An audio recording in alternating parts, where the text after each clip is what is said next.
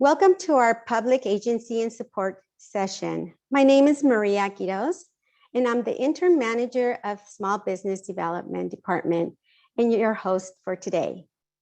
With me today is Christine Pham, who will be monitoring our Q&A box, and Sydney Huckberry Bridge, our support member, and Ellie Ambler from the authority as well. And now we would like to share a few words from our President, CEO, Kim Becker.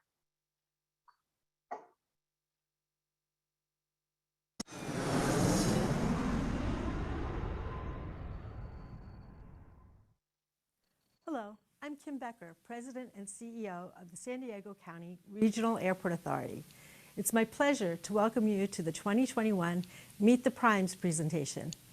This is the second year our small business development team has hosted Meet the Primes virtually, and we're looking forward to bringing you our program today. Our goal is to provide local, small, underrepresented, and veteran-owned businesses information to help them compete successfully for upcoming contract opportunities here at San Diego International Airport. We recognize that financial impacts resulting from the pandemic have presented significant challenges for many businesses. What you may not know is that there is support for small businesses. Today, we'll introduce you to representatives from public agencies, business support services, and a funding specialist company who will share information about public agency programs for small, local, and veteran-owned businesses. They'll explain how a business support service center can help a business grow and succeed through no-cost business consulting and low-cost training. They will get your business the financing needed to grow with government and public agency contracts without creating debt on your balance sheet. You'll also learn about upcoming contract opportunities and how to do business with public agencies. Historically, small and local businesses have contributed significantly to the airport's development. As we navigate our road to recovery, working with small and local businesses will be critical not only to the airport's recovery, but to our region's recovery as well. Our airport is about to embark on the $3 billion redevelopment of Terminal 1, which will be the largest and most expensive capital improvement project in our airport's history. This project will not only improve our facilities and enhance our customer experience, but it will also provide critically needed jobs for our region's workers. In the past decade, we've completed the Terminal 2 parking plaza and the new International Arrivals facility. We've expanded Terminal 2 West, built a new rental car center, and most recently finished our critically needed behind-the-scenes airport support facilities. These projects would not have been possible without small and local businesses. Collectively, these projects total more than $1.5 billion and include roughly $870 million in construction contracts specifically with local businesses and $298 million with small businesses. By providing unique opportunities for small and local businesses, the Airport Authority continues to generate millions of dollars for San Diego's regional economy. We hope you will enjoy Meet the Primes today and take away needed information to successfully compete for a range of jobs and opportunities at San Diego International Airport. We look forward to having you climb aboard and join us in our efforts to innovate and enhance the airport customer experience for decades to come. Thank you for joining us.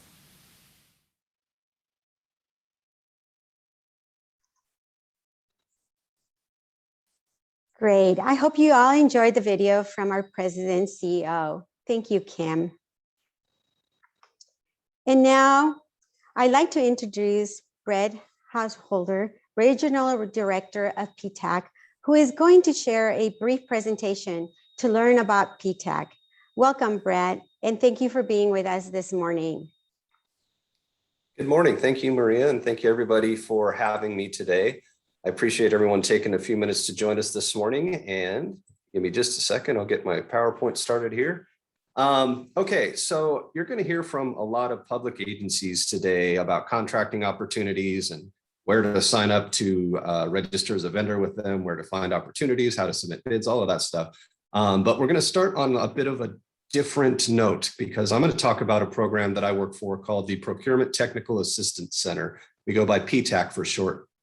And we are not a public agency. We don't have contract opportunities, but we are a resource for small businesses located in San Diego, Orange, and Imperial counties to provide them with education and resources to help them sell to public agencies or government agencies. So you're going to hear from a lot of great public agencies around the San Diego area today, but we can also help with selling to the state of California, for example, or any federal government agencies. We have tools and resources and staff that can kind of walk you through all these processes. If you're a small business, one of the things you will learn really quickly when you get into any sort of contracting when it's a public agency is it can be confusing. And there's a lot of, in some cases, red tape and paperwork that you have to fill out, and it can be a little bit overwhelming for a new business. So if you have questions about that process, that's why my program exists. And I'm going to take just a few minutes here at the beginning to walk you through some of the specific types of assistance we provide and how you can sign up to work with us as a client, and a little bit of just some history of the program, and to show the impact we've had on businesses in San Diego, Orange, and Imperial County. So essentially, our mission is to, again, assist any businesses in those three counties with federal, state, and local government contracting or public agency contracting questions they might have.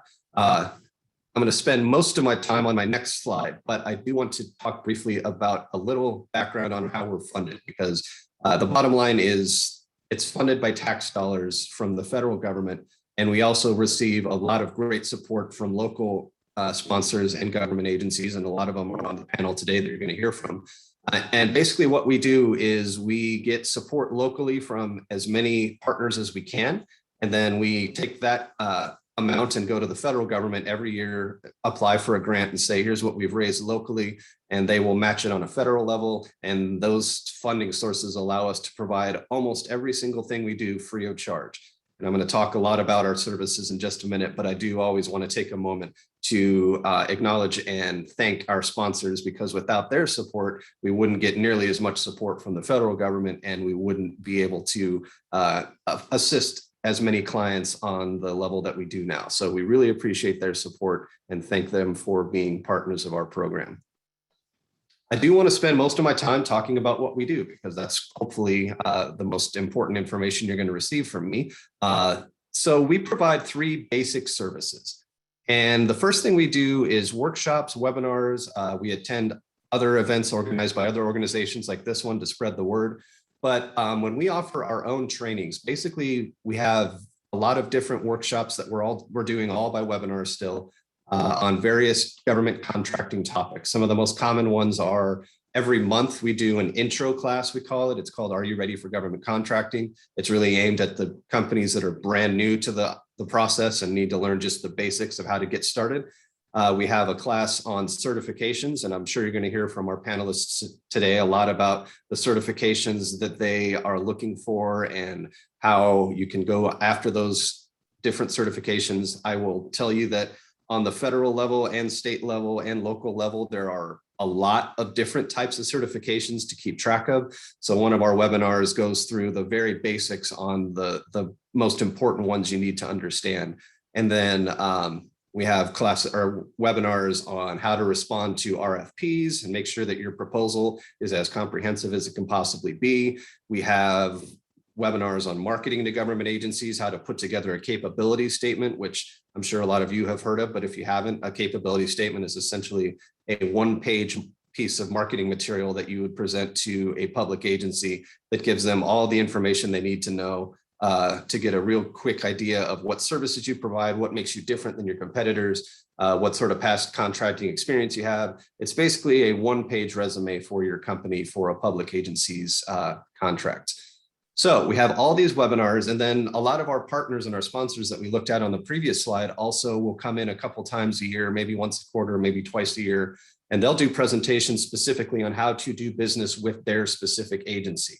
So that one will be presented by them from the agency, not from somebody on our team, but they'll take you through the exact steps of signing up as a vendor, where to find opportunities, how to submit bids, all of that stuff for their specific agency. Once you learn how to do it with one agency, you'll find there's a lot of similarity, but they all do have little bit a little bit of some unique spots that make them a little different than every other agency. So anytime you can attend a session on how to do business with X public agency, that will be someone from their agency talking specifically about their processes that they use for their contracting. So all of those webinars and classes and training events that we attend, or public events that we attend where I just tell people about our program, those are all hopefully going to encourage attendees to also come back to us for one-on-one counseling. So all of our webinars are absolutely free of charge. Our counseling is absolutely free of charge. And if you hear from me at an event like this or attend one of our webinars and think, okay, that was helpful. Let's say you attended our certifications webinar and you leave that class thinking, okay, I'm pretty sure I qualify for those 3 that they talked about, but not these other ones. And I want to make sure I understand exactly what goes into each of these 3, where I go to apply for the certification, what sort of paperwork and documentation I'm going to need, et cetera. Then you can come back and say, okay, I'd like to set up a one-on-one appointment with one of our counselors. And we have 5 counselors, 2 of them work full-time, 3 of them work part-time, but between the 5 of them, they've got Monday through Friday, every day of the week covered. And essentially you can set up an appointment with one of them and tell us ahead of time, what you'd like to discuss. And in this case, we'll say, well, I attended the certifications webinar, and I'd really like to learn more about the service disabled veteran-owned certification and the hub zone certification. Then we'll schedule an appointment. You can meet with our counselors, which is right now is also being done virtually. You can ask them your specific questions. If you need to do some homework and have a follow-up appointment, you can schedule another appointment.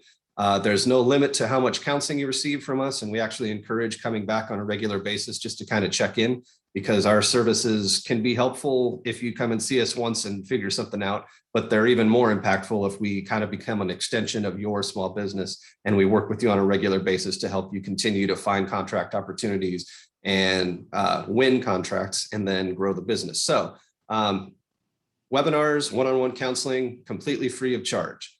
We do have one other service that's completely optional. There's no requirement to sign up for this service in order to attend our webinars or to sign up for counseling, but it's called bid matching. And essentially bid matching is a search profile we create for your small business where we put in keywords related to the type of work you do. We put in industry codes related to the type of work you do, and we tell it geographically where to search. So if you have a product or a service that can be provided anywhere in the country, it will search up to 2,000 websites every day. And these websites are where contract opportunities are posted for various local agencies, state agencies all around the country. And essentially what it does is it takes your search profile and it finds opportunities on these sites that match up with the keywords and the codes and the geography and all of it. It grabs those, sends you a single list every day of the week, or I think Monday through Friday actually, and then once over the weekend. And it basically compiles all of the new opportunities it found. And then it will give you a link to each one and just a real quick summary of them. So it's a big time saver. You don't have to try to keep up with dozens of different websites where contract opportunities are posted. And we do have a small fee for it. It's an annual fee, so $199 per year. Hopefully that's not too cost prohibitive for a small business. But the nice thing is we give you 30 days to look at the results. So after a month of seeing the types of results you're going to be getting, if there's nothing even close to a match for what you do, you can say, you know what, that's not quite what I was looking for. Let's just turn that off and not worry about the fee, and we'll turn it off, no fee. It's basically a risk-free trial of the service. And again, it's completely optional. You can attend our webinars as often as you want. You can sign up for counseling as much as you need. And the only thing we will ever ask from you in terms of, using finger quotes here, payment, is a survey we ask you to fill out once a quarter, but we'll get to that in a few minutes. So these are the 3 core services we provide. And I was going to spend most of my time on this slide, and I did, but I do have a couple of other things I wanted to mention real briefly about our program. Just to kind of give you an idea of the financial impact we can have on the small business community around San Diego, Orange, and Imperial County. Every year we have to compile contract amounts that our clients have won after working with us. And it's a survey that we send out once a quarter. This is the payment I was talking about, where we ask you if you've won a contract in the last quarter. If so, what agency was it with? How much was the amount of it? What was the general work that you did for that contract? And we never publish any of that publicly unless we reach out to a client and get their permission to be published as a success story. But what we do is behind the scenes, we compile all these numbers and we report out at the end of the year. Our clients in the last year have reported, and for our most recent one, it was over $173.5 million in contract awards after working with our program. And then we also have different types of clients. So disadvantaged firms, veteran-owned firms, woman-owned firms, disabled veteran-owned firms, all of that. And we break up the contract award dollars by those categories as well to see how we're helping specific types of businesses that are underrepresented or underserved in the contracting community. So I do like to show these numbers just because it is a real tangible impact that our program has on our small businesses and the small business community. And we're very proud of the work we do. So every year when we put together these numbers, it's one of my favorite things to, it sounds kind of dorky, but it's one of my favorite things to do at the end of the year is start pulling all these numbers and see how much of an impact we had on our clients. Along that same note, we've been around since 1995. In the life of our program, our clients have reported over $1.7 billion in contract awards. We use a very simple formula that basically says for every $150,000 of a government contract, that equates to one job created or retained. So if you take that 1.7 billion divided by 150,000, you get over 11,000 jobs that our program has helped create or retain for our clients. And we could do an annual client satisfaction survey as well that comes back at typically over 97% satisfaction rate. So we're proud of the work we do. We think we're doing good work, and we hope that we have an opportunity to help some new clients as a result of me talking to you today. I do want to give you just a quick little peek at some of the upcoming webinars or events that we're going to be hosting. One of our sponsors is a large prime contractor, Sunt Construction, and they're doing a networking and partnering event next Tuesday. We're doing our monthly Are You Ready for Government Contracting workshop next Wednesday. And then the following week, we're doing a webinar on creating a capability statement. And finally, also, I'm happy to make these slides, and I'll post some of these links in the chat as well, so you know where to go to sign up for certain things. We have a page where we ask you to fill out a client application just so we can get you into our database. We have a page where our events are posted.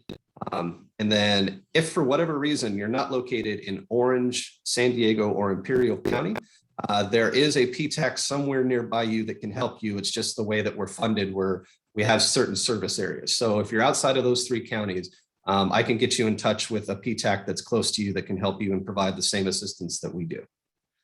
And finally, if you use social media, we are present on most of the major social media networks, and we post updates there regularly on upcoming events, or if there's government contracting news about changing regulations or anything that you might need to know about as a small business, we post updates there on a regular basis. So that's a real quick overview of the PTAC and what we do. You're going to hear now from a lot of great panelists that have contracting opportunities. Just keep in the back of your mind, if you have questions on specifically how to maybe go after a certain contract or how to register in a certain database. Our program is kind of the middle person between the small businesses and the government agencies to help make sure that you're as prepared as possible to be a vendor with them. So with that, I will gladly answer any questions that we might have.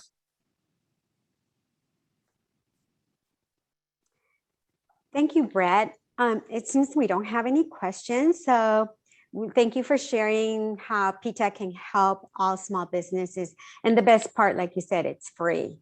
So absolutely. Thank you again. Okay, so now now it's time to introduce our panelists. Good morning to our panelists, and thank you for being with us this morning. This morning, we will be hearing from Alex Aguirre of Caltrans, Damian Singleton from City of San Diego, Christina Flores and Sam Elmer of Metropolitan Transit System, Tashma Brown of the Port of San Diego, Elaine Richardson of Sandag, Mike Vanali and Emily Rose of from the San Diego County Water Authority, and Alma Banuelos of the San Diego Unified School District. So now we're going to go ahead and start with our first panelist, and that is Alex. Please introduce yourself. Hi, good morning, everyone. Thank you for having me today. My name is Alex Aguirre. I'm the District Small Business Liaison for Caltrans District 11, which services San Diego and Imperial County. Great, thank you, Alex. And let's get started with some of the information you want to share with them, with our attendees this morning. So what certifications does Caltrans recognize? Yes, so Caltrans recognizes 4 types of certifications. We have the small business certification, which includes the micro small business and the small business for the purpose of public works. We also recognize the disabled veteran business enterprise, or DVBE for short, and then also the disadvantaged business enterprise, which we call DBE. Many certifications tend to sound very similar to a company that's new to government contracting. So specifically, Caltrans recognizes the SB and DVBE certifications by the California Department of General Services, and the DBE certification from one of the 10 CUCP certifying agencies. And just to name a few of some of those agencies, they include our Caltrans Office of Civil Rights. There's also the City of Fresno, LA Metro, the San Diego County Regional Airport Authority, and the San Francisco International Airport. There's 10 total, so I just named a few in there. Great, thank you. Yes, it is important to be certified. So make sure if you don't have certifications, you look into that. What does Caltrans typically purchase? Yes, so Caltrans can purchase a plethora of items depending on the needs of business. As of January of this year, for example, the top 10 items by dollar spent made by Caltrans District 11 during our 2021 fiscal year included electrical equipment, components and supplies, emulsions, barriers, marking paint, asphalt, road and railroad construction materials. We also purchased herbicides and thermoplastic, traffic signs and doors. And then for the top 10 most frequently purchased items as of January of this year, it included traffic signs, hand tools, printer and toner. We also purchased barriers, rope climbing equipment, paper pads and notebooks. So lots of office supplies as well. Plumbing fixtures, appointment books and refills, calendars and folders. So a variety of different things that we can purchase. And we even purchase the most bizarre items like goats to clear greenery on a project site. So it just depends on what the need is. You definitely purchase a lot of different things, different items. So if somebody is looking to work with you guys, where can they find opportunities? Yeah, so we have 2 different databases that the public can access. The first would be Contractor's Corner, and this is where you would go to find major construction projects. Contractor's Corner also has a lot of great resources. There's a 24-month look ahead report in there to see what upcoming projects are coming through the pipeline.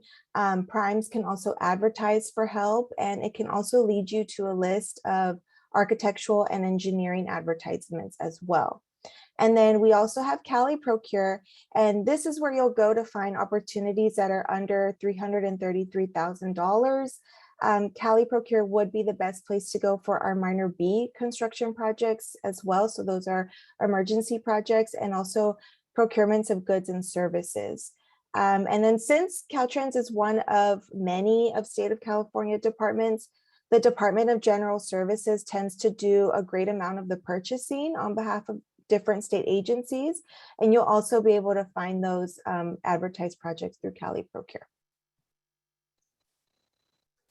So good, 2 good platforms that people need to be aware of. Great. Now, are all opportunities listed on these 2 platforms? No, so although Cali Procure and Contractor's Corner hold a large amount of our opportunities, these are not the only ways to do business with Caltrans.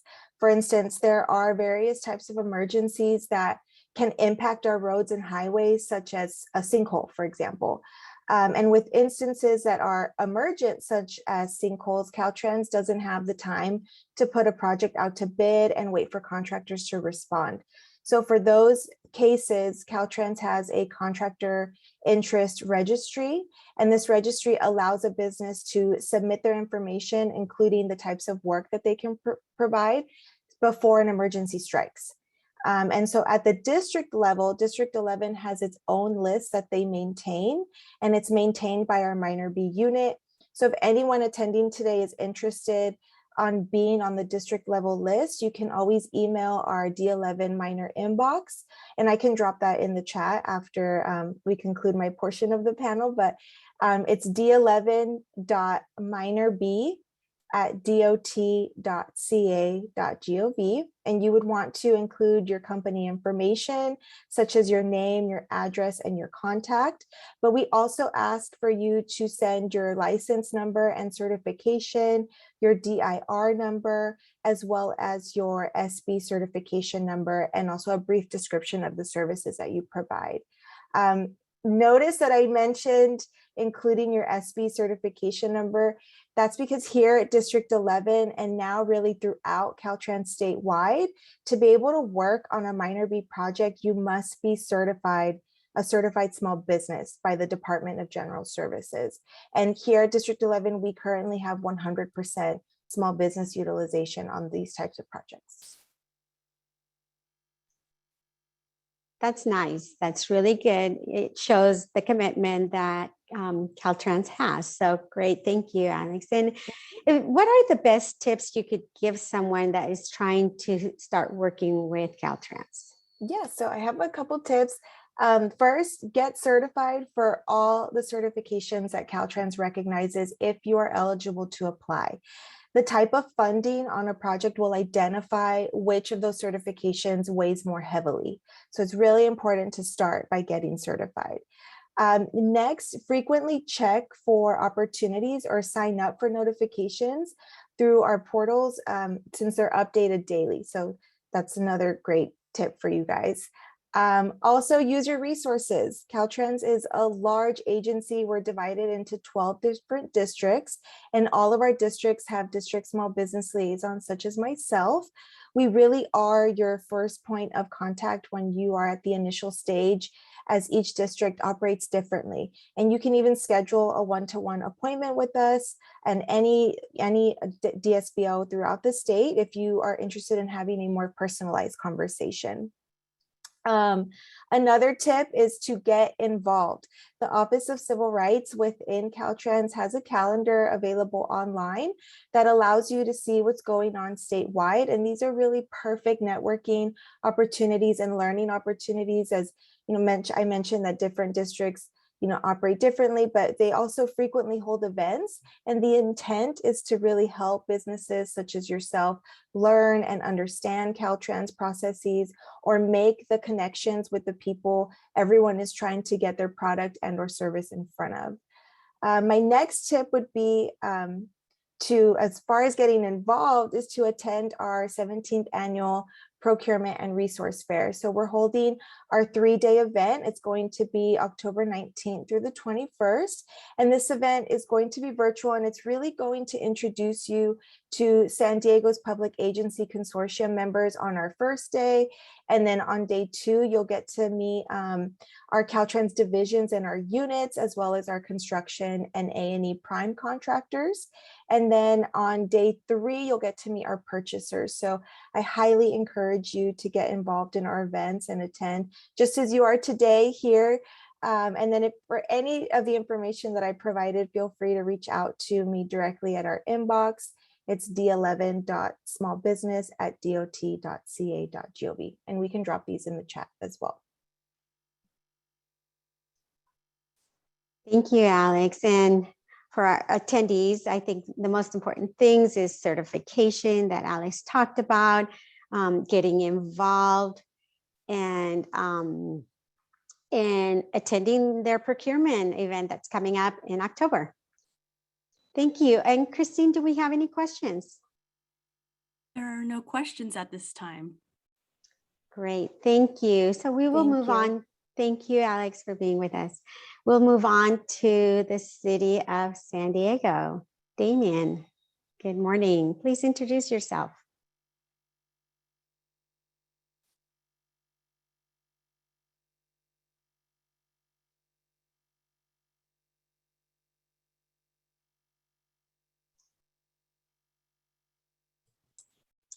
Oh, sorry, I was muted this whole time. Good morning.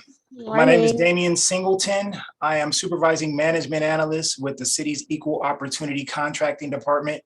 We are a division within the Purchasing and Contracting Department, and we're responsible for monitoring compliance on construction, A&E, and goods and services contracts. We also monitor the equal employment and non-discrimination in the workforce of those doing business with the city of San Diego. Thank you, Damien. And so we have heard about certification. So Damien, share with us, how can somebody get certified as an LBE? So yes, the city of San Diego has a certification program called the Small Local Business Enterprise Program. This program is designed to provide a preference for small and local businesses to the city of San Diego on City of San Diego construction, as I said, goods and services, and architectural and engineering contracts.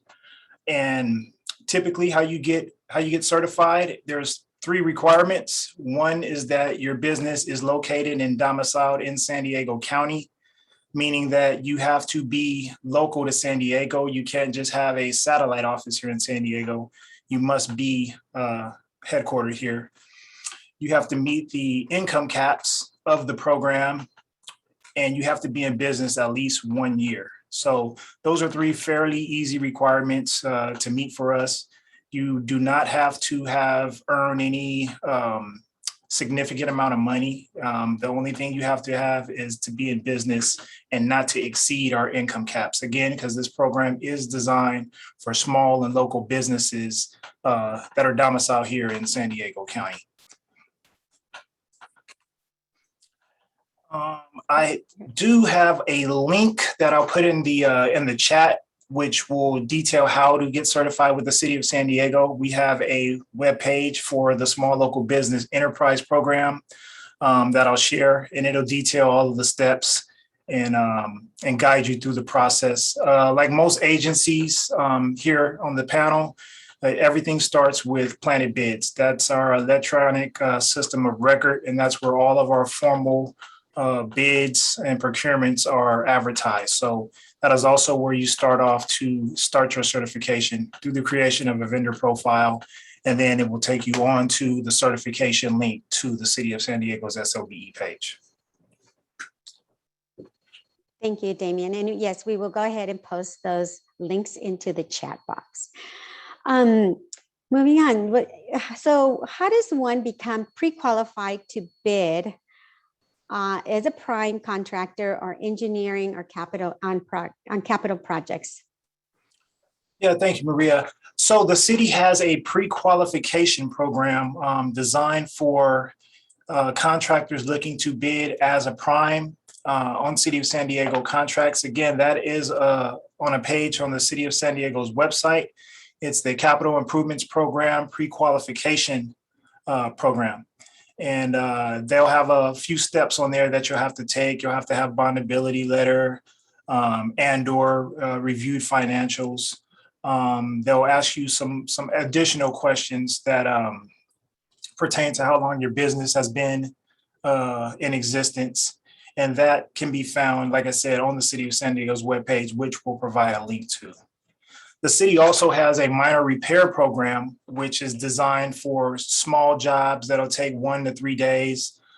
These are quick fixes. If we have a window break at one of our buildings, we'll call out 3 to 5 quotes from our SLBEs. And the program is designed to give those smaller firms an opportunity to work without the formal bidding process and without the need to submit a formal bid.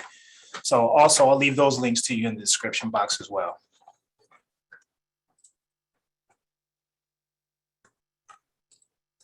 Thank you. And now, how does or what is the norm, or how long does it take for one firm to get certified, to go through the whole process and get their certification? So typically the process is about 2 weeks, depending on how many applications we have in our queue. Currently, it's taking a bit longer. We have quite a few people who aren't in the office and or have promoted on. So right now, we're probably taking about a month to get applications certified and through the system. But again, it typically depends on the ebb and flow of our application process. It kind of rises and falls at different times of the year. But I'd say at this point, currently, we're probably taking about a month to get those approved. Great. So not too long of a process. So please, if you're not certified with the city, please make sure you go to the link. And we also have a link, couple links for the cities that we're going to be posting. So thank you, Damien. And Christine, do we have any questions for Damien this morning? Yes, we do have a question for Damien. The question is asking,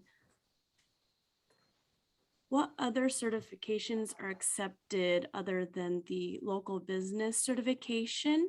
Are there any certifications that is acceptable from out-of-state small businesses?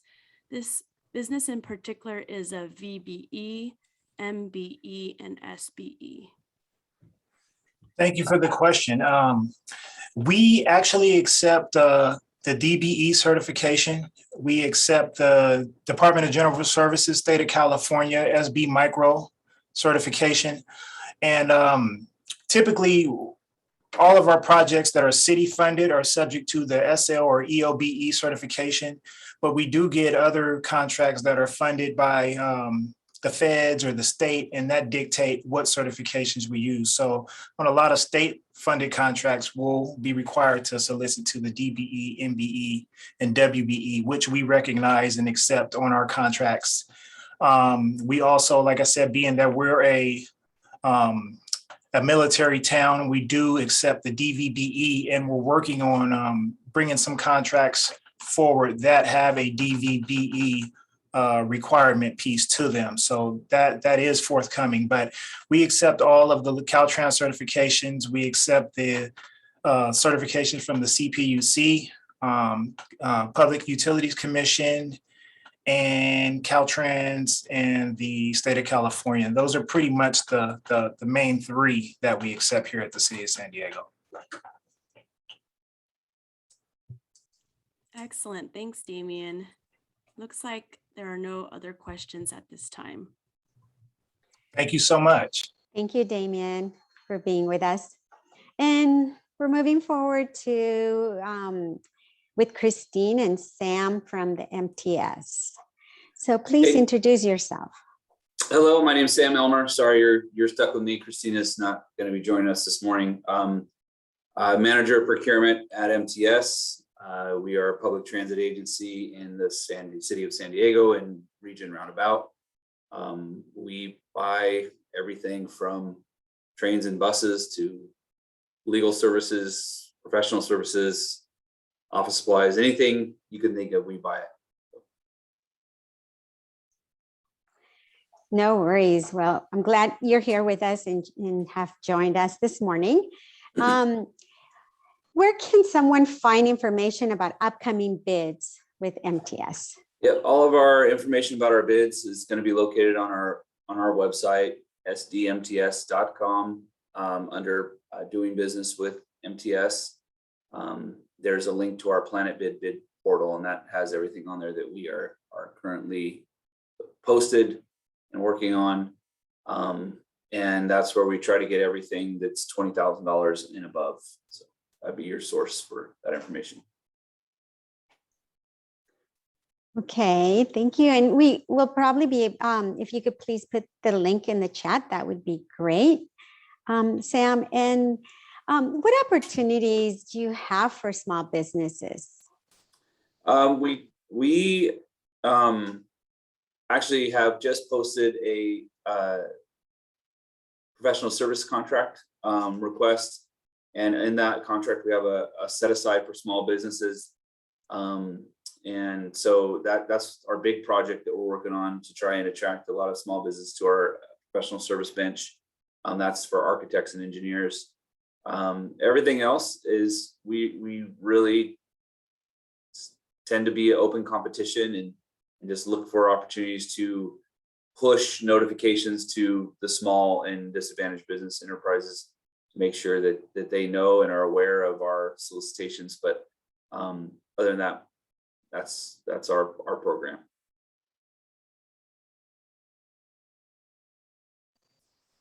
Great. Who can they contact at MTS if they want to know more about your programs or want to see if there's any opportunities? Yeah, the best person to contact would be me, or just we have a general procurement email, procurement@sdmts.com, that you can send your email into and inquiries into, or you can contact myself, and I'll put my information in there. And that way we can determine whether or not what you're trying to sell is something that we try to buy. That way we can have a direct connection and give you some good information.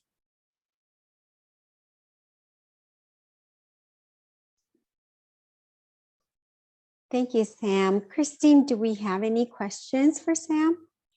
We do have some questions for Sam. One individual would like to know whether or not your agency associates or connects to the Los Angeles County Metropolitan Transportation Authority certification. It looks like Yes. their agency has a certification. So is that reciprocal to your? Yes, we'll take certifications from Caltrans or LA Metro. Great. We have another question, whether or not there are opportunities for artwork, murals, any opportunities for artists with your agency? No, not right now. Okay, thank you. Those are all the questions at this time. Back to you, Maria. Thank you, Christine and Sam. We appreciate your participation. Thank you. So going forward, we're going to go ahead and start with the Port of San Diego. Tashma, please introduce yourself. Hi, good morning, everyone. My name is Tashma Brown, Diversity, Equity, and Inclusion Technician here at the Port of San Diego. I'm sorry, Maria, it says I'm you. We'll take care of that. Okay, thank you. My apologies.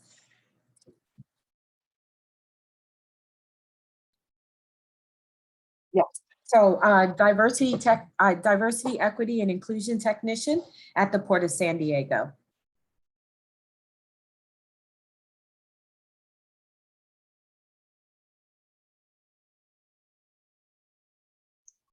Did we lose her audio? Whose audio? Can you hear me? Yeah, we can hear you. Okay. I introduced myself. Did you? There's an M in there. I'm sorry. I did. We could hear you. We heard your introduction.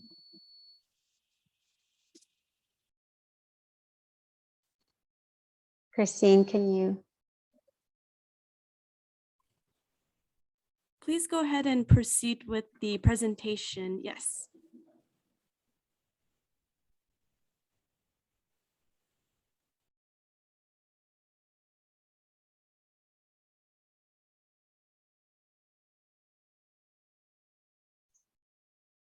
Okay, it looks like we're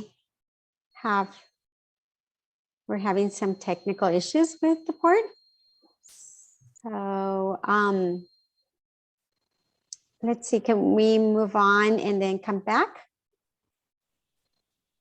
Tashma is unmuted right now. Tashma, can you hear us or speak? Yeah, I can hear you. Okay, yeah, go ahead and proceed, Maria, with your questions. Oh, okay, sorry. Thank you. What is the port? What is the Port of San Diego and what do they do? Basically, the Port of San Diego protects the Tidelands area, right around the San Diego Bay, downtown. We also have 5 member cities, which would be Imperial Beach, Coronado, and National City, San Diego, and I am forgetting one. Give me a minute. And Chula Vista, sorry.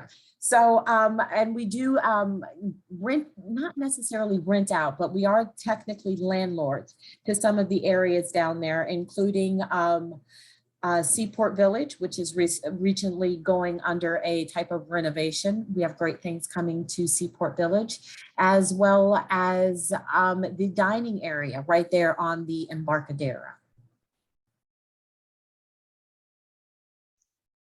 Thank you. And what type of services does the port need or use? And how does the port advertise for upcoming opportunities? All of the port's opportunities are advertised on Planet Bids. So if you would like to do business with the port, I would definitely recommend you getting registered with Planet Bids.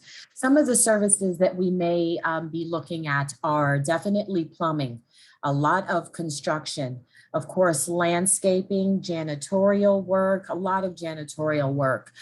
We do have a lot of IT services that we do look for in-house. We also have security services that we do look for and for the cruise lines and for the cruise ship terminals. So there are quite a few things that we do look at. We did recently have a contract with Sparklets Water. So there are quite a few things that we do look for at the port. And in terms of finding out those different things, I would definitely recommend that you get signed up with Planet Bids. Again, here's another agency that does use Planet Bids. For attendees, make sure that, or one thing to remember with Planet Bids is that every agency has its own portal for Planet Bids. So we could be using Planet Bids throughout several agencies, but you have to register for each agency. So remember that. And thank you. How can one be notified of upcoming projects? Again, through Planet Bids. And what I kind of want to tippy toe on and piggyback on in regards to that, for Planet Bids to register with us, it does not cost anything. There is no fee to register with the port for Planet Bids. So I definitely, I have heard that there is a cost for it at some point. There is no fee for it at Planet Bids with the port. I would definitely also recommend if you pay any attention to or interested in kind of paying attention to our board meetings. They are every second Tuesday. They are open to the public, and there you get an idea of the things that we have coming up, the things that we are currently working on, or any projects that we do see in the pipeline. So Planet Bids or any board meetings, definitely two places to look. Thank you. And just to kind of go beyond, like Tasha says, it's free to register. So anytime for our attendees, if you get into a website that is charging you, you're obviously in the wrong website. Yes. So for the port, for the airport, all those, the Planet Bid, it's free. So Yes. make sure that you don't land in the wrong one and pay hundreds of dollars. Exactly. Exactly. So, we have seen people go through companies, and the companies tell them, "Well, pay us X number of dollars, and we'll bring these upcoming projects to you. We'll bring these openings to you," and it's really unfair. But like I said, Planet Bids, it's free. If you are looking for any upcoming projects that are coming up to bid for the port, please go to Planet Bids. definitely. Thank you. And what is the most common question you are asked about doing business with the port? The most common question we get asked is, how do I get my foot in the door? How do I start doing businesses with the Port of San Diego? And this is something that I am really, I'm really passionate about and I hold dear. One of the things that I like to coordinate are meet the buyer events. So when we have certain projects that we feel could be suitable for a small business, let me kind of back up. The port has some projects that are direct negotiations, which means if we are familiar with a company, we are familiar with how they do business, and we believe this is something that they can do, we will reach out to them and we will do a direct negotiation with them, so there is no bidding that is involved.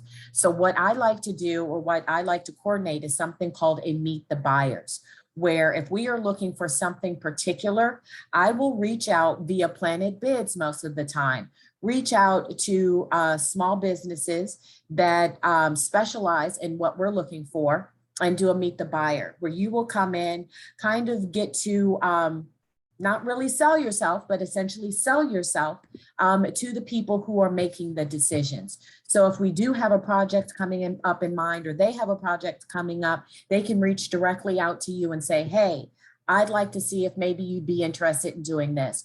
We did recently have an emergency pipeline project that was a direct negotiation that we reached out to a small business and were able to award them with that. So that's one thing I like to do, which is meet the buyers. We do also have a database of different type of organizations. So say we have a women in engineering or women in construction. If we do have projects that are coming up, we will reach out to them and send them the project, just so they know it's coming up. Another thing that I would definitely recommend is coming to our pre-construction meetings. So basically what that is when we have a project going out to bid, we will have a pre-construction meeting where everyone who is interested in that meeting can come in, can see what the meeting entails, what the project entails, get its scope. And then if you are a small business, maybe you can get in contact with some of the primes that are interested in bidding on this project and become part of their team. That is definitely helpful if there is a goal placed on the project. So those are some ways that we do like to reach out to small businesses. So if you do have an organization, a specific organization for engineers, for IT, for anything of that nature, I would definitely recommend you getting in contact with one of my other coworkers, so you can get on we like to call it our interest list. So you can get put on that list. That was kind of a long answer, but I hope I gave you enough information. Definitely good information. Perfect. And like Tashma said, you know, we always kind of go back to our Planet Bids if we're looking for specific trades. Yes. So that's why it's important for you to register as a vendor in our platforms in Planet Bids. So definitely, thank you. You're very welcome. How does the Port of San Diego guarantee opportunities for small businesses? You touched a little bit about that, Yes. but I don't know if you want to add to it. Yes, so I will kind of expand on that. So when we have projects, I did mention it a little earlier, part of the process prior to the project going out to bid is it will come to me. I will look at the project itself. I will look at the amount. When I say look at the project itself, I mean look at the scope of work. I will also get in contact with the project manager. I will sit down and talk to them and kind of dissect the project. Is there electrical? Is there plumbing? Is there anything specialized? So I'll break down the project and from there decide if I can place a goal on it. And again, what that goal is based on the percentage I set. That overall amount has to go to, excuse me, I am so sorry. I knew he was going to do this. Hold on just a second.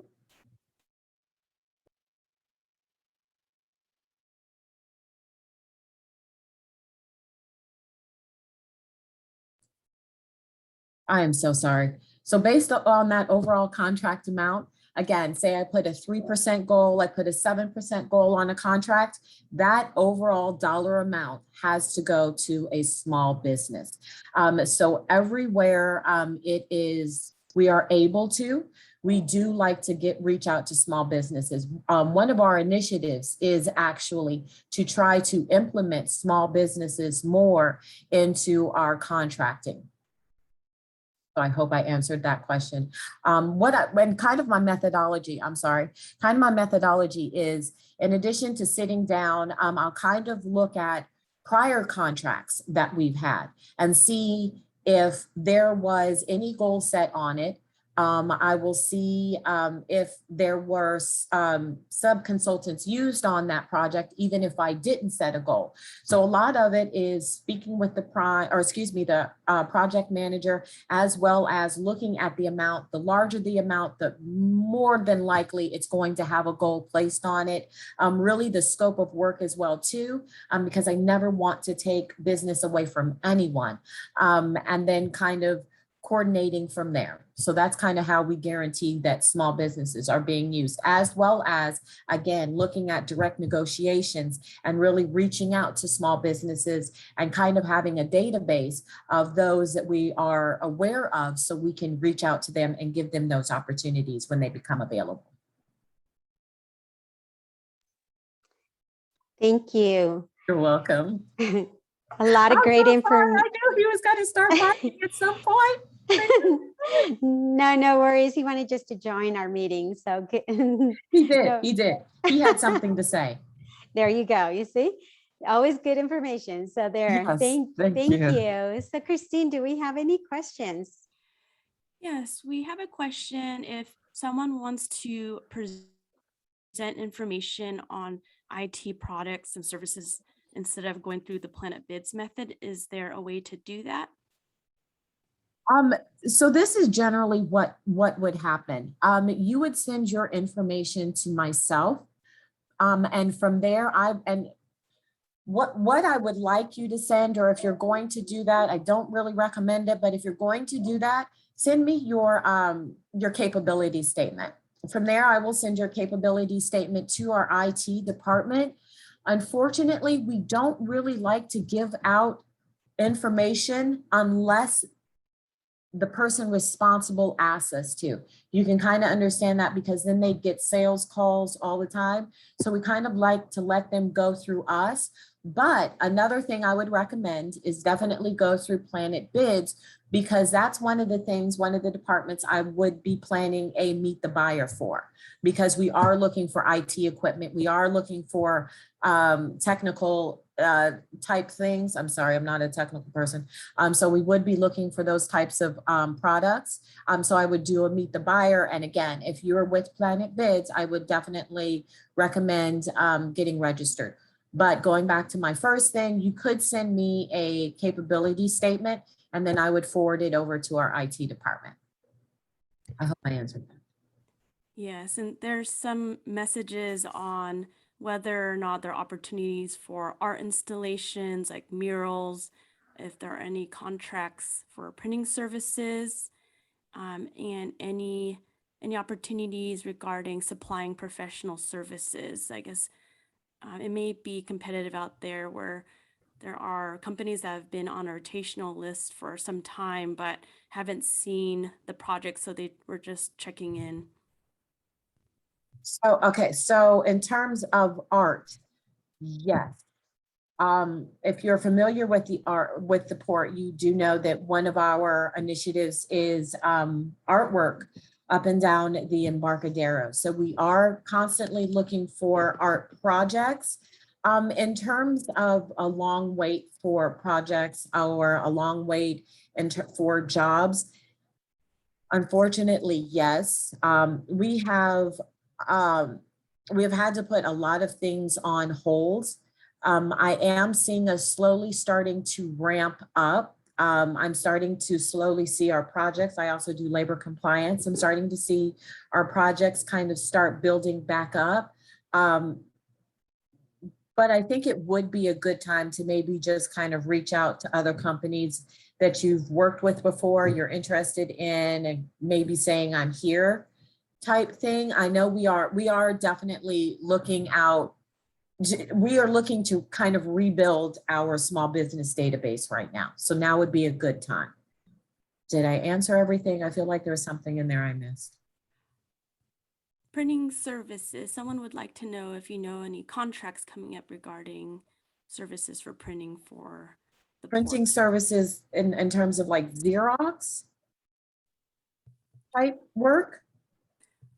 I'll have, if the individual who sent that question, Wafa Kanan, can you please specify?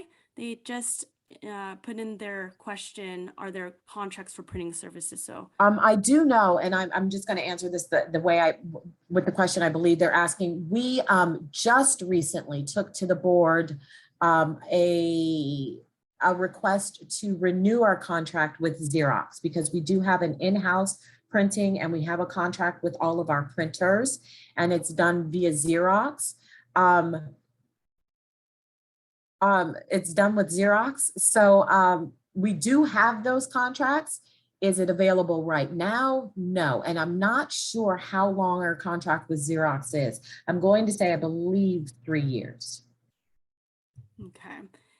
And one individual would like to know, are companies that are not San Diego based eligible to participate in contracts with the port?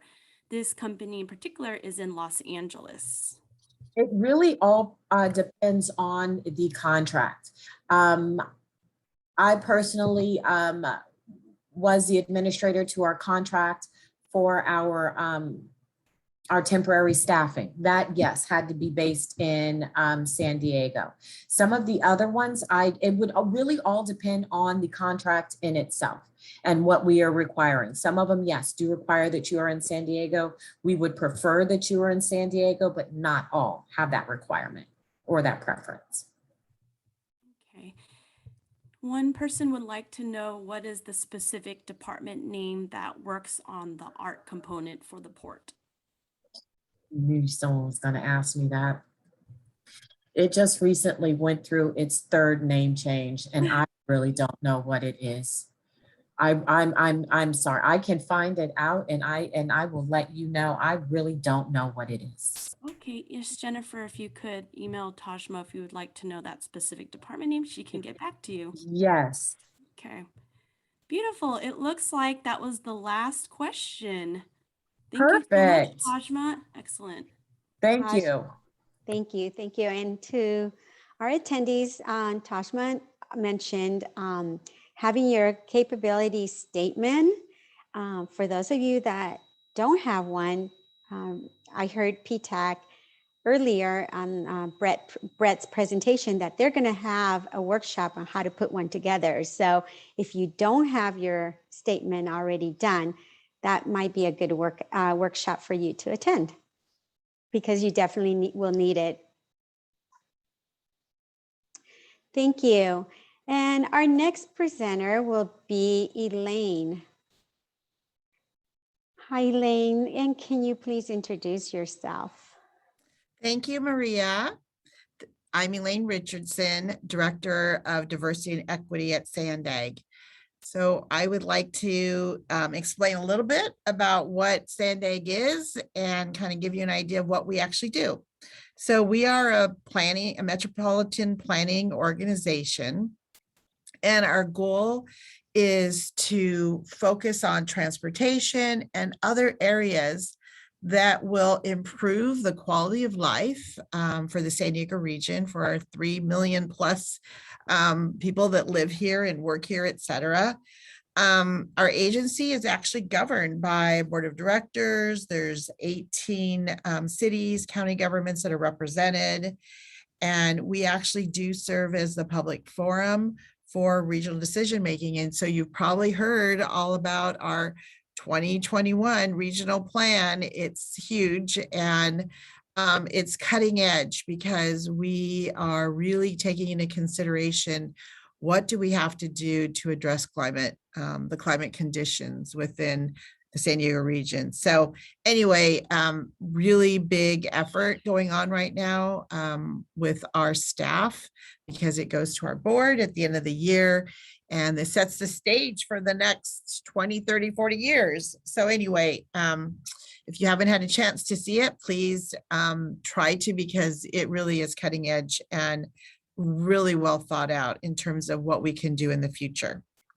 So our major objective for the Office of Diversity and Equity is really to break down barriers so that all small and disadvantaged businesses have the same opportunities as the large businesses. And so that's what it's all about. It's really, we want to help those that need help. We have several organizations that we work with to help you directly, but our job is to make sure that you are included in our procurements so that you can emerge and grow your businesses. And we definitely have a lot of stories to talk about the successes that we've had in the past. Okay, thank you, Maria. Thank you, Elaine. And I can't wait to hear the next question. So what programs does Sandag has to support the small business and the disadvantaged business? And I know you guys have a lot. Yes, we do. So first of all, I'm going to talk about our bench program. And actually, I just noticed someone that asked a question, Stephen Cook from MTGL Testing. We were actually at a meeting yesterday, an engineering meeting, and he presented and he talked about how very successful their firm is because they are part of our bench. And so what the bench is, it's a pool of firms, and it's small businesses and DBEs. And we have 3 different benches. We have an architecture and engineering, a construction management, and also a planning bench. And basically all you have to do to register and apply for the bench is you have to either be a small business certified through the Department of General Services, or you have to be a disadvantaged business enterprise, and you would have been certified by Caltrans or maybe even LA Metro, et cetera. So you have to have one of those 2 certifications, and you have to be able to do 1 or more of the services within the 3 programs that we have. So that program has been really successful for us.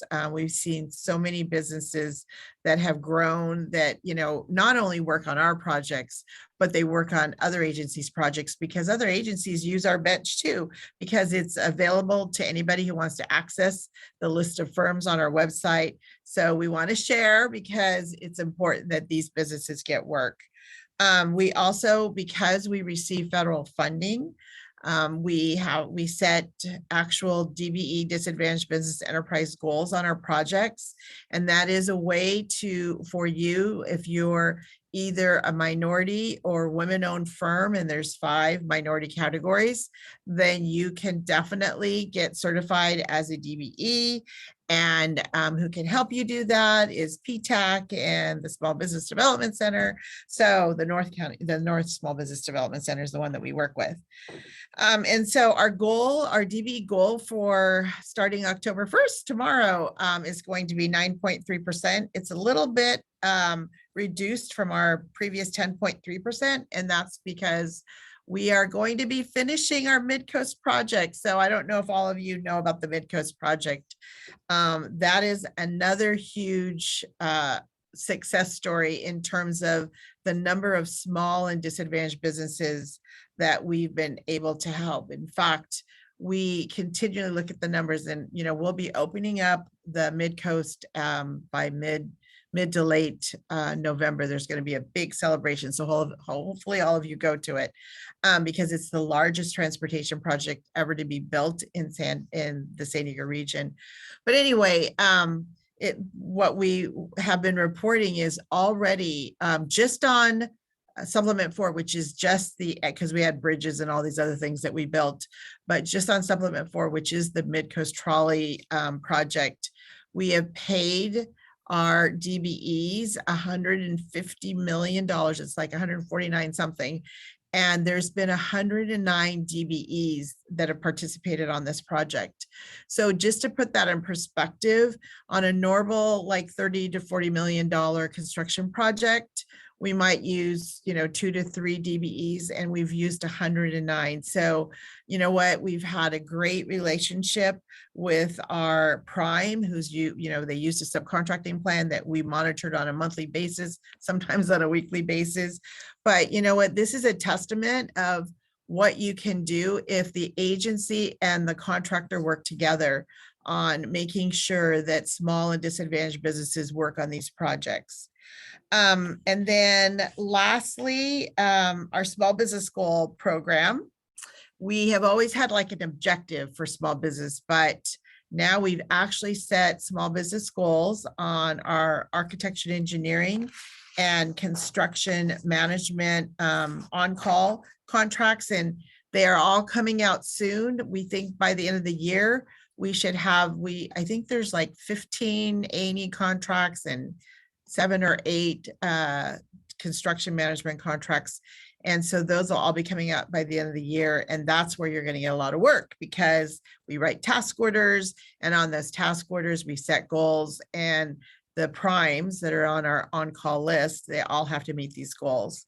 So that's in a nutshell what we've been doing. There's another whole area that we're getting into, which is workforce development / utilization.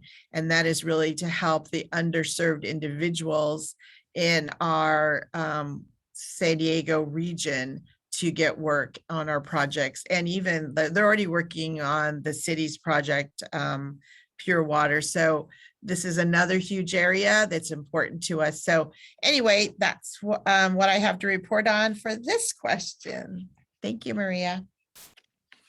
Thank you. And it's exciting that you're going to open the Mid-Coast. I was on the 5 freeway last night, and I went by your station in La Jolla, I guess it is, and then the bridge over the 5, and it just looks beautiful at night. It brightens up the spot, the drive. You know, I was driving and I could see this, and it just like, what is that? And I'm like, oh, the station.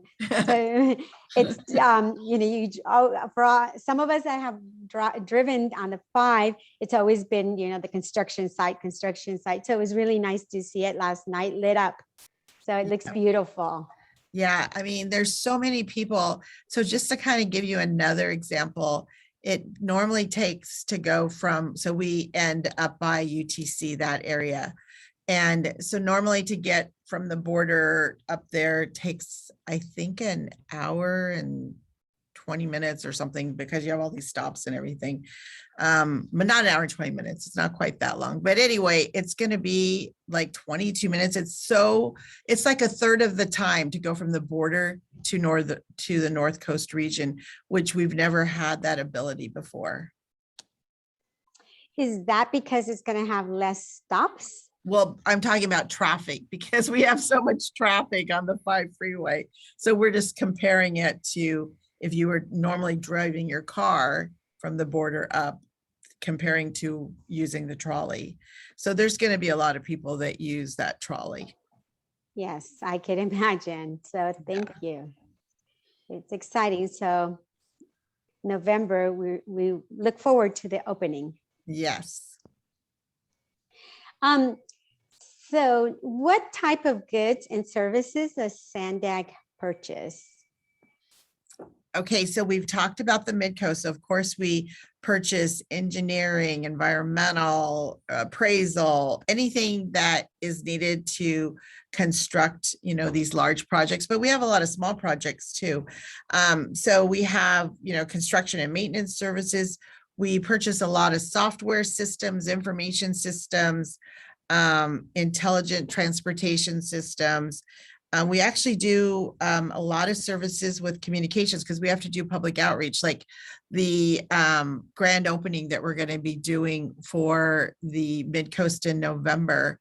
I think the budget for just that grand opening is like $1.5 million. And we're inviting the president and the vice president, and I mean, all the, dignitaries up and down the state. And so it's going to be a big, huge event. They're expecting, 20, 30,000 people. But anyway, because we have to do those things, we actually have contracts for communication services. And if we will be advertising on-call communications in October. Also, commercial real estate broker, on-call electrical services. If you do presentation media training, trying to sell management and trying to sell excess properties that we have, et cetera. So that's some of the procurements coming up. And then in construction, we have a lot of bike projects, probably 5 different bike projects. And then we are going out for an ERP performance management software system in November, and irrigation and landscaping supplies, et cetera. So we buy a multitude of things, but in terms of actually, doing the, managing, like if we're in a construction project, we don't manage the subs or anything like that. That's why we always hire, a prime to do all these works. And that's why we have on-call prime contracts, et cetera. So that's a really good way to get your foot in the door because you want to make those connections. We are also going to be developing plans for, you probably heard about it, the Otay Mesa East 2 border crossing. That's going to be our next big construction project. And then the 2021 regional plan that I was talking about, it's a $160 billion plan. And of course, it's for many, many years and for many, many construction projects. But that's why this is all very exciting, because we are taking into consideration what do we have to do to address climate control, et cetera. And then the bench program, which I've already talked about. And so those are some of the things that we purchase at Sandag. Great. Is there any upcoming projects or contracting opportunities that you want to share with us this morning?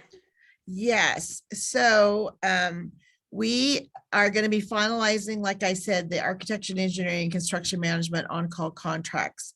Once those contracts have been executed, we are going to do another virtual speed networking event. It won't be in person because of our climate, but those are really great. So if you want to and should join our bench programs, this is the time to do it. Because at these virtual speed networking events, we had them prior to going out for the procurement. And I can tell you for the construction management, there was over 600 meetings that prospective primes set up with small and disadvantaged businesses. And then for architecture and engineering, there was over 1,600 meetings that our primes, prospective primes, set up to meet with small and disadvantaged firms. And the great thing about these meetings, so let me explain a little bit about the virtual speed networking. They're 5-minute meetings. And so the prime has to set up all their meetings. They actually have to show us their whole schedule so we can see that they're actually doing this. And then if they said they actually like this virtual format better because they could write notes. And then if they had to end the meeting, they could say, hey, give me your phone number, I'll call you. And they could make notes about what they want to call them about. So it was really, really successful. And so we'll have another one, but this one will only be limited to the firms that are registered and within our bench program. So if you are in any of those, if you do work in any of those 3 areas, I highly encourage you to get registered in our bench. And you can do that by emailing sb.coordinator@sb.coordinator@sandag.org. And I'll put that in the chat.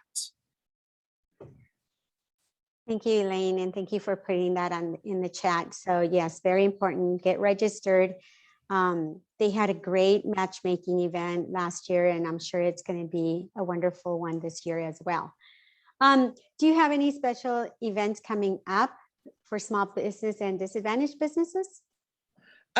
Okay, so since the Midcoast project is going to be closing soon, and this is more about, I wanted to highlight some of the success stories that we have in terms of what has occurred on the Midcoast project, because I think sharing these types of success stories gives you the vision of, oh, that could be me someday. This is, if I work with these agencies, that could be me someday.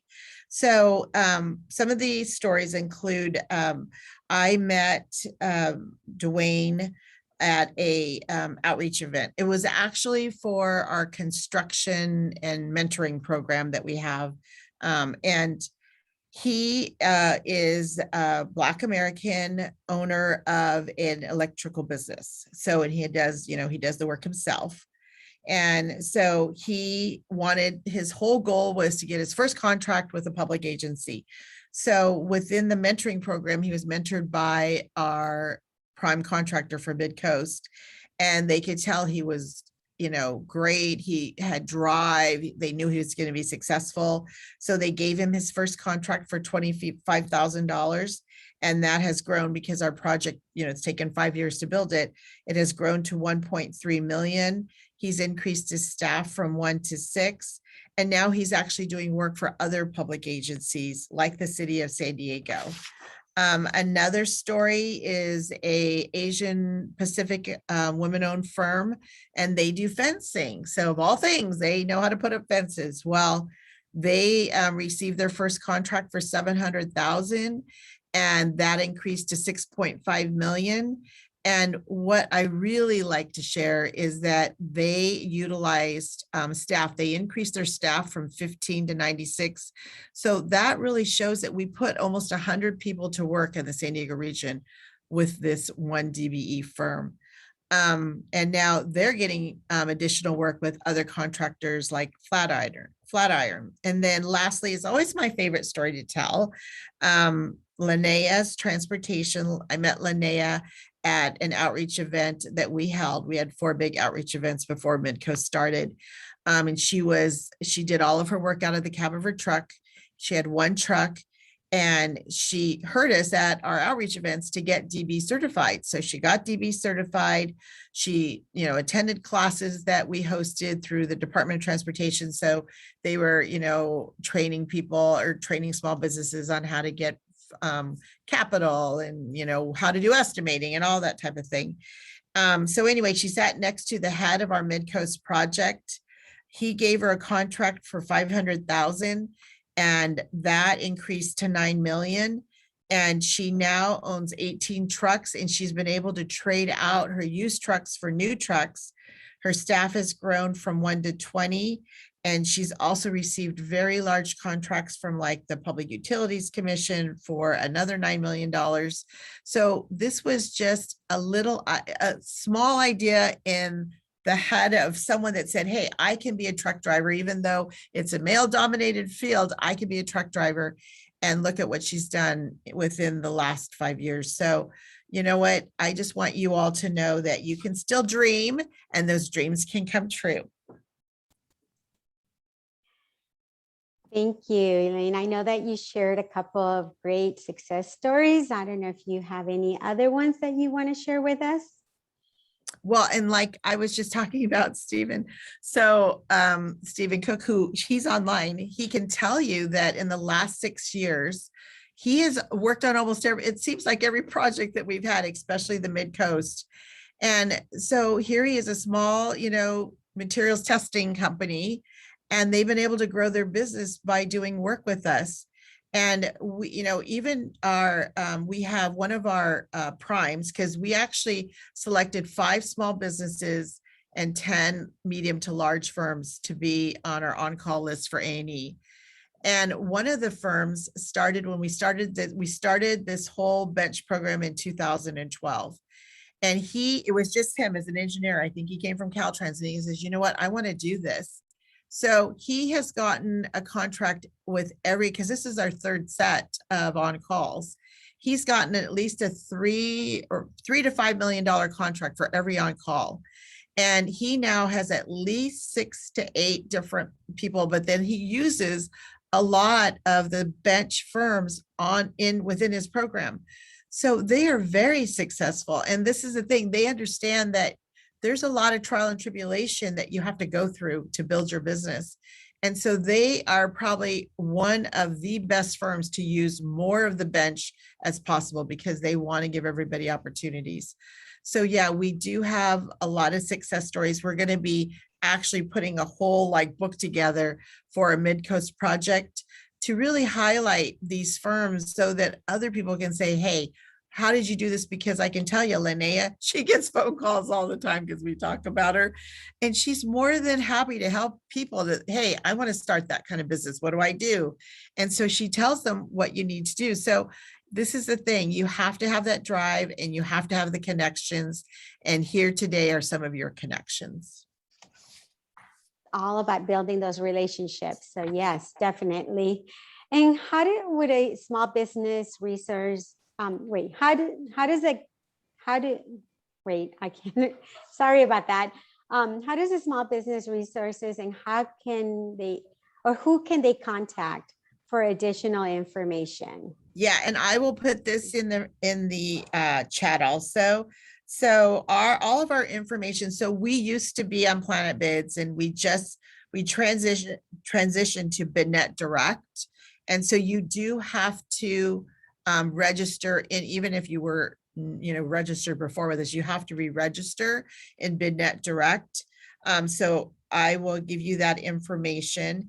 And it's really important that you reach out to us because especially if you're starting out a business, and I can just tell you, we just opened up three of the stations for Midcoast. So they had this big event. So I go to the event and I meet one of my small businesses and he goes, oh, I just want to let you know, we sold our business and now I'm going to be going into business because he had a partnership. So he says, now I'm going to go, and he's architecture and engineering. He actually does electrical work, which is highly sought after because electrical work is really complex. But anyway, so he says, so I sold my business and now I'm going to have my own, I'm going to be a sole proprietor of my business, etc. And I'm going to go into business with my wife. Because, to be a DBE, you have to be either a woman-owned business or a minority. And so I said, okay, well, I just want to let you know that if you're saying that your wife is the 51% owner, she has to be an engineer, and she wasn't. So these are the kind of things that you need to know that we can counsel you on. And then, like I said, we support PTAC and also North Small Business Development Center, and they can walk you through this so that you're not wasting important time in trying to go after something that you may not qualify for. So it's really important that you use these resources because they're free of charge and they will make you much more successful. Definitely, you're right. A lot of companies think that way, that they could just bring their wife in and be certified as a DBE or disadvantaged or woman-owned. But if they don't have the experience and the knowledge and they have to show ownership and control, then they're not going to qualify. So definitely learn about what is the requirements for certifications. Thank you, Elaine. And Christine, now do we have any questions for Elaine? Yes, an individual would like to get a little bit more information or clarification on an engineering meeting that Elaine mentioned earlier, and they would like to know on how can other firms participate in that. Yeah, meeting. so they're probably referring to our virtual speed networking event, and how you can participate is you need to register in one of our bench programs.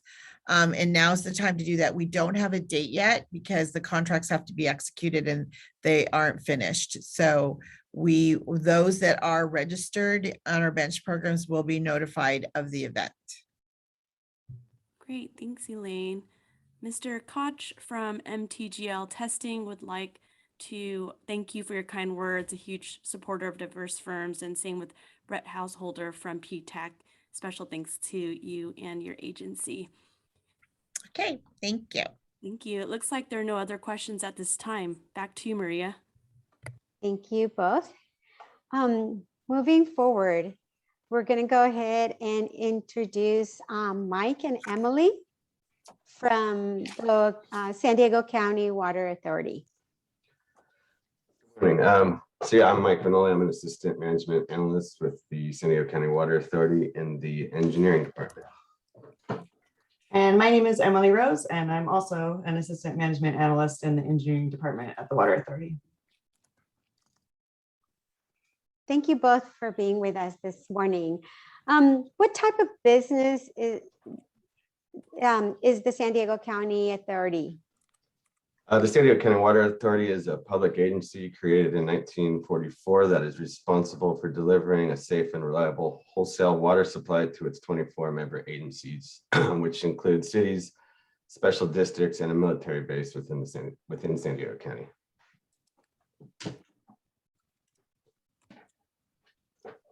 Okay, and what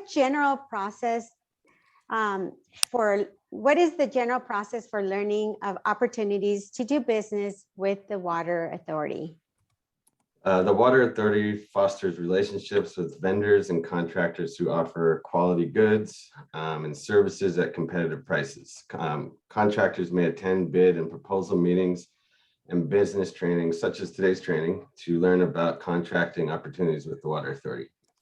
We encourage those who are interested in business opportunities to register with the network, which is the Water Authority's online registration system. Registration with the network is free regardless of company size. We seek competitive proposals and bids for a variety of goods, supplies, materials, and services, and post those opportunities on our contracting opportunities page. The page contains current and upcoming solicitations and documents for advertised projects are available for view and to download.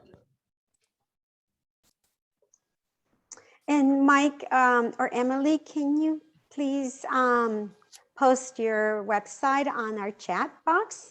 Yeah, we'll do that. That would be great. Certainly. Thank you. Huh? What type of contracting opportunities do you foresee in the immediate future? So we currently have a variety of contracting opportunities as well as projected for the future. As mentioned earlier, these opportunities can be seen on our contracting opportunities page. For example, the engineering department currently has solicitations for the development of a San Vicente energy storage facility and for a tree trimming and tree removal as needed services contract. Upcoming, we will have a first aqueduct treated water tunnels rehabilitation design build project, a Duluth Hills erosion control project, and a pipeline 5 relining project. Sounds like you have a variety of projects coming up soon. That is correct.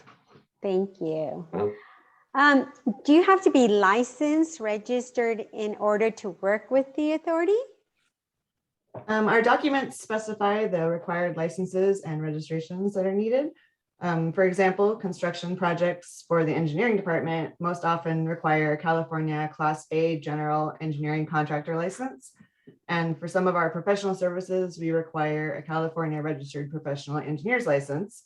When looking to do business with the Water Authority, we strongly encourage all interested parties to read all of the project documents thoroughly and make sure you have all the appropriate licenses and or registrations before you propose or bid on any of our projects.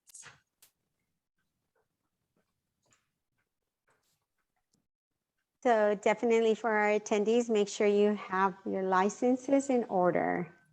Yes. And probably there's other requirements, so make sure you read the specs for whatever opportunity you're looking to bid on.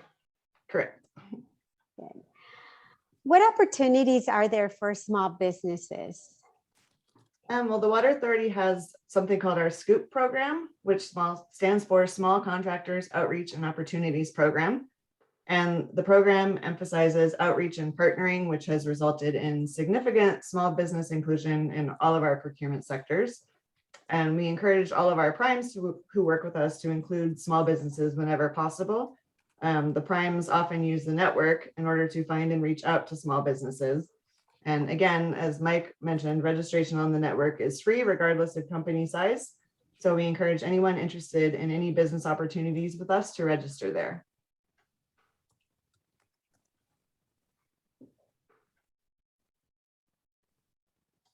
Thank you. I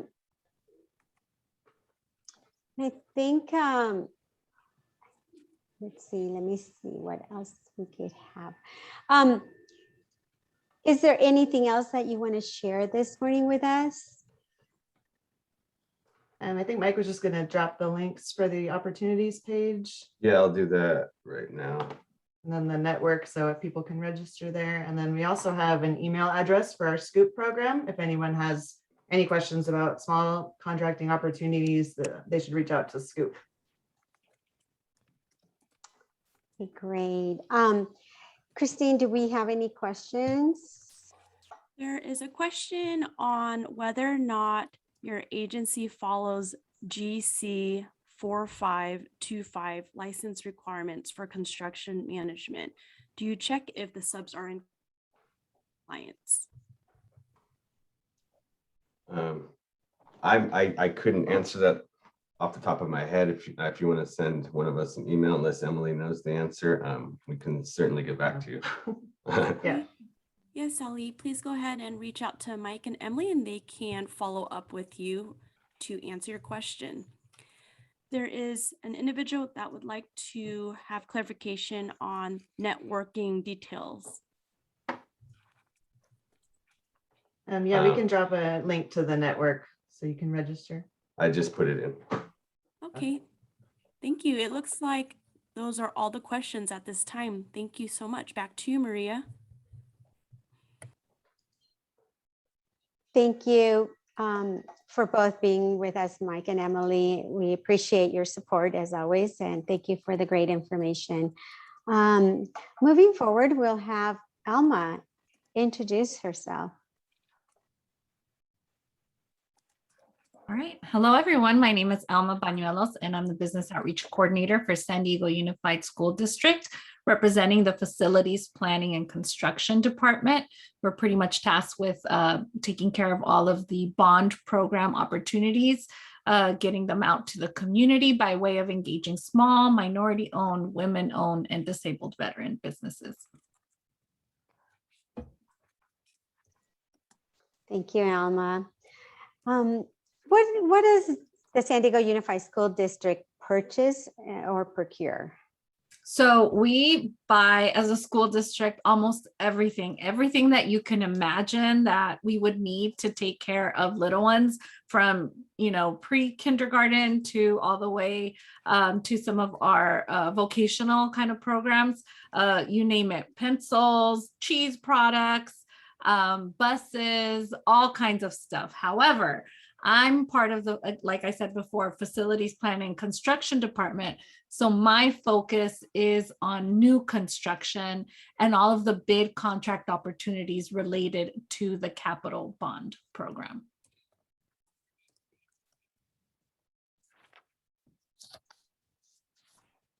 Which I believe there's a lot of money on those capital bonds. Yes, right? definitely. Yeah, lots of money, 8.4 billion. So. Whoa. Yeah. See, Yeah. all this money you're going to have to spend. So Yes. attendees, pay attention, get involved.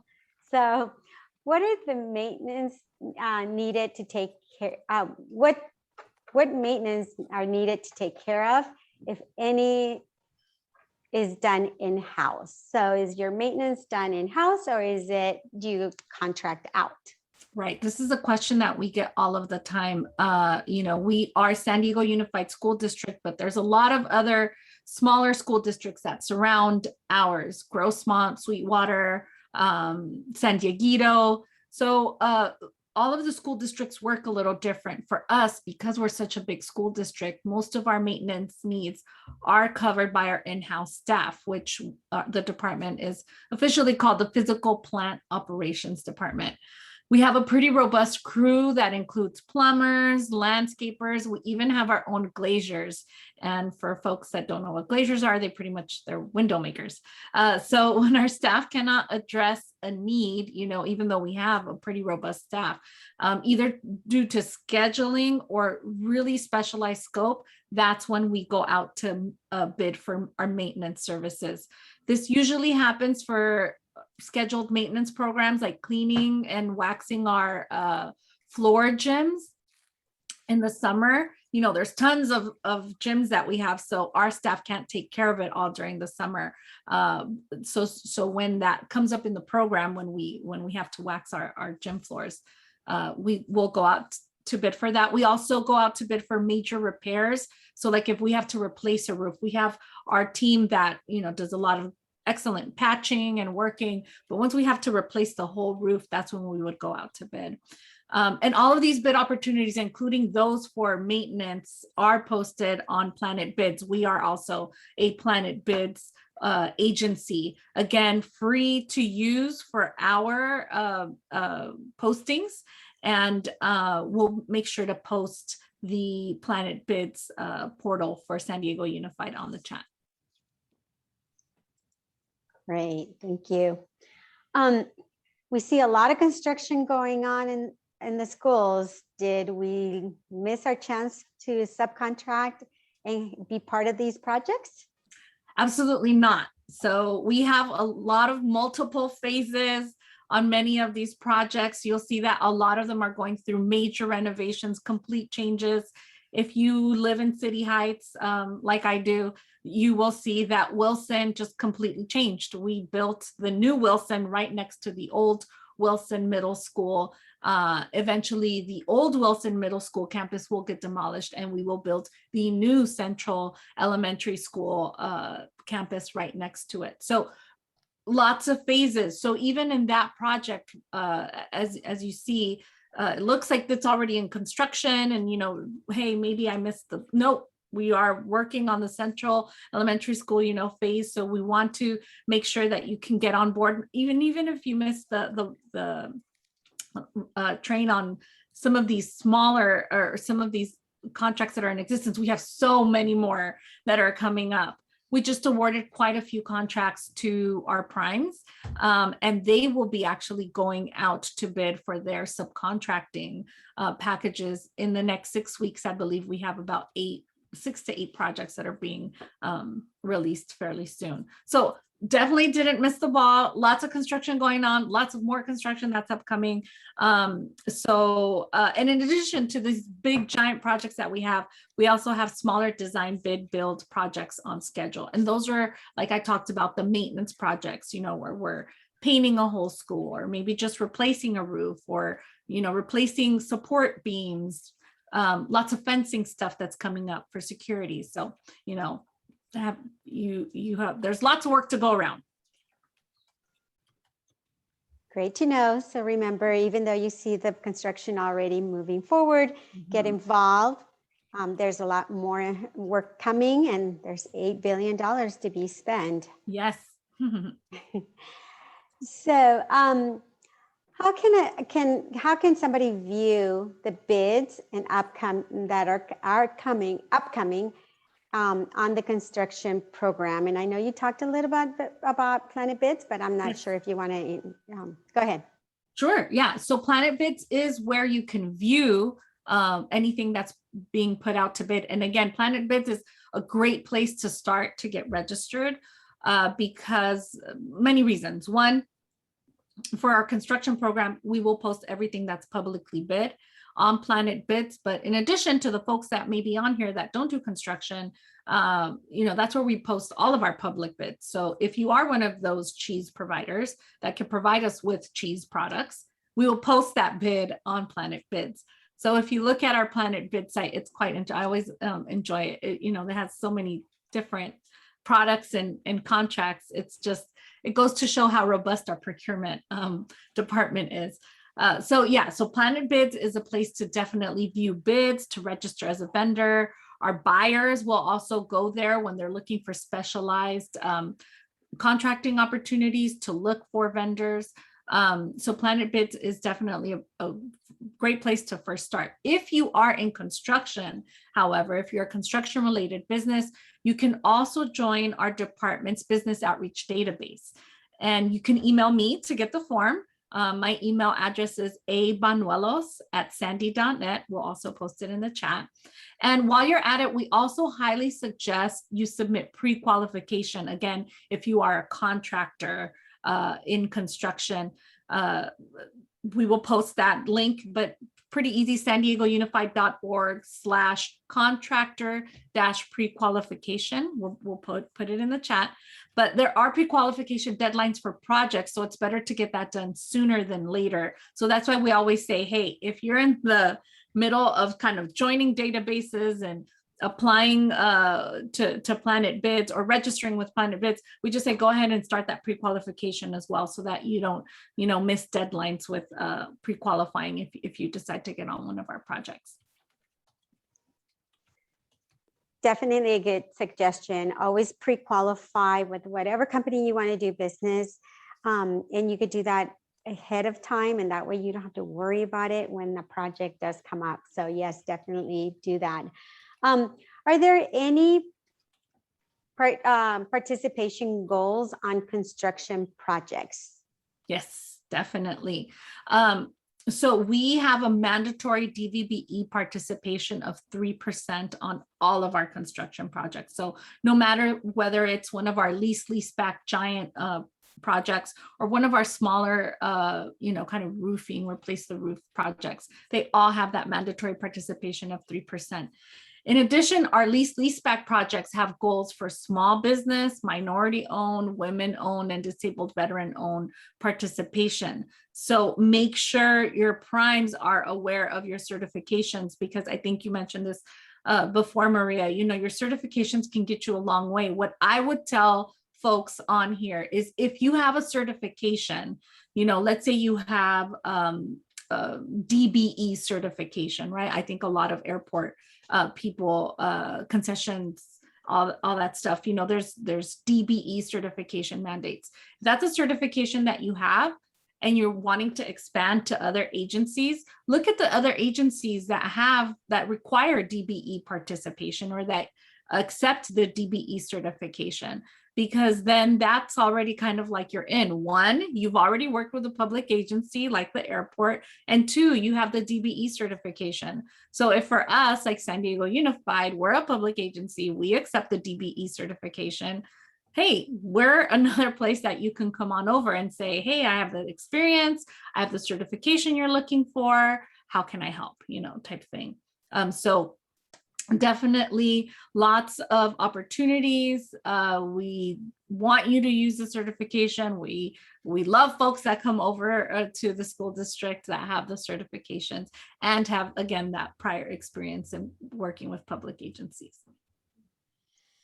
Yes, you are correct, Alma. So just remember, if you have your DBE certification is for the state of California, if that is your home state. Mm-hmm. So you could go anywhere and work anywhere with your DBE.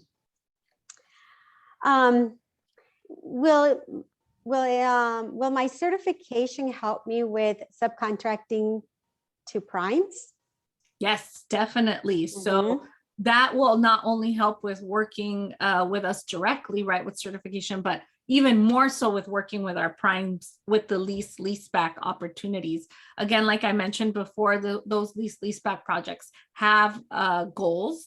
We meet with our primes all the time to discuss goals. And the reason I'm smiling is that sometimes the primes, they're not aware of how they're performing. They have these giant projects and they're submitting, all their information, and they're doing pretty good.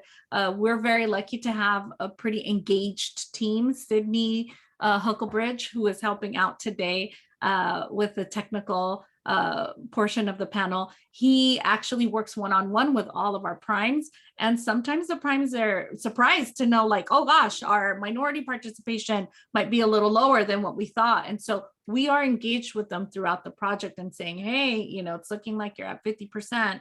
And, your women-owned participation is a little low. You might want to work on that. So they definitely start moving and shaking once they hear kind of that stuff and making moves to change that and to, get as close as possible to the goals. The exciting thing is when we have people surpass the goals, and that has happened often for sure, in all of the areas. So we're quite happy to have that, but more so to see that the primes are really working hard to engage folks in the small business, minority-owned, women-owned, and disabled veteran business communities. So yes, your certification will definitely help you in subcontracting to primes. Again, if you have prior participation in public agency work, that will also help as well when you're talking to primes. And we always say, use that as an opener, say, hey, I've worked on an airport project before. I have a WBE certification. How can I work on your San Diego Unified projects? Great opener, usually gets folks in the door quite fast. And yes, definitely remember that those primes need your help to meet those goals that they have committed to. So yes, Correct. always reach out to your primes. So thank you, Alma. And Christine, do we have any questions for Alma at this? Yes. There's a question submitted asking, does a firm need to have a business in San Diego to work with the district, school district? Sorry, Christine, I think I missed part of the question. You said a business. Oh, does a firm need to have a business in San Diego to work with the school district? Ah, okay. No, actually the firm does not have to have a business in San Diego to work with the school district. We do focus on trying to keep, as much participation local as possible. The only time when it kind of, gets a little tricky for us is with our design teams. We really want you to have an office in San Diego. So your firm doesn't have to be headquartered in San Diego, but we want you to have an office in San Diego, just because with architect and design needs and engineering, sometimes we need kind of immediate response. And, we have a meeting, something, and we're all sitting in the meeting kind of waiting for someone, and we're stuck on the 5. Caltrans is helping out with that for sure. And Sandag too. Sandag, thank you for your transportation. But, we have to admit, we still have traffic right now in this day. So we like a local presence for sure with our professional services, in particular the design. But other than that, we have companies mostly from all over Southern California, well, mostly from San Diego County, but some extend out to Southern California. So you don't have to have a business in San Diego to work with us. Okay, great. We have another question asking if your agency has a contract for purchasing furniture, and would they still need a DVBE furniture provider? Got it. So for furniture, unfortunately, that is outside of the department. I'm not aware of any participation goals that our procurement office has outside of construction. So you could still outreach to our furniture a buyer. If you'd like some information on that, you can email me and I'll try to do an email intro. But what I will highly suggest is register on Planet Bids and make sure you include all of those furniture codes that you that are relevant to your business, because our furniture buyers will go there will go to the Planet Bids vendor list, so all the folks that have registered with us for any specific emergency specialized needs. So if there's any contracting opportunities, for example, that don't need to necessarily be bid out publicly, although most of our furniture contracts are bid out publicly, there might be some, specialized furniture that we might have to buy direct. So they will go to the Planet Bids vendor list first and solicit bids from those vendors. So make sure you register.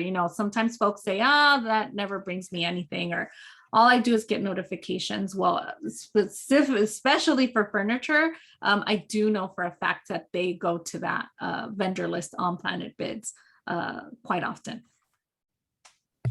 Thanks, Alma, for that elaborate response. An attendee would like to find out if you could share again the names of all the primes that currently have contracts, open contracts, or just been awarded contracts, so they can look out for those opportunities specifically from them. So there's about 12 of them. I'm going to ask Sydney if he could just please, he's already done it. He's on the ball. So we have posted on the chat the link to our leaseback outreach page. On the second page, you'll see that we have all of the primes listed, not just the names of the primes, but also all their SBLO contacts. So these are the small business liaison officers that will help you connect to whoever you need to talk to. If you need to talk to an estimator, if you need to talk to someone from their purchasing division, if you need to maybe talk to actually of a subcontractor of the prime, you know, they will sort that out for you and help you out. So we try to do our best to make it as easy as possible, not just for you to know who the primes are, but to know who you need to talk to, or at least, you know, get the initial conversation started with the primes. And Alma, you said that you have minority business enterprise goals or minority goals on projects. So if a firm has a DBE certification, would that DBE certification count in various buckets? Because that is Yes. minority and small. Yes, yes, you are correct. So if the company, for example, has that DBE certification and the company is a women-owned, minority-owned business, we will count them for both as participation. We treat each goal individually. So we won't be, you know, sometimes folks say, well, that's double counting. Well, not necessarily, not if you kind of treat each goal, like I said, is an individual kind of component.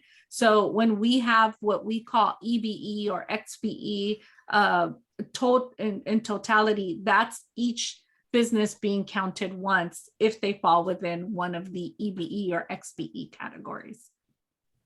Thank you. Yeah.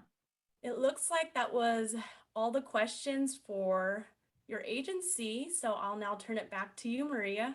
Thank you. Thank you, Christine. And thank you, Maria. Thank you, Alma. Thank you, Christine. And we have come to the conclusion of today's session. Can I have all panelists turn on their cameras, please? I want to thank all of the attendees for attending our second virtual Meet the Primes event 2021. A special thank you to all our panelists and support team. Without you, we couldn't have these great events. We hope that you can join us tonight at 5 p.m. to 7 for our next PAC presentations. And we will have a presentation from SBDC, and our panelists will be the County of San Diego, the North County Transit District, the San Diego Housing Authority. And to finalize our evening event, we will have a presentation from CAFE USA, which is a working capital provider. Hope to see you all tonight, and thank you, everyone.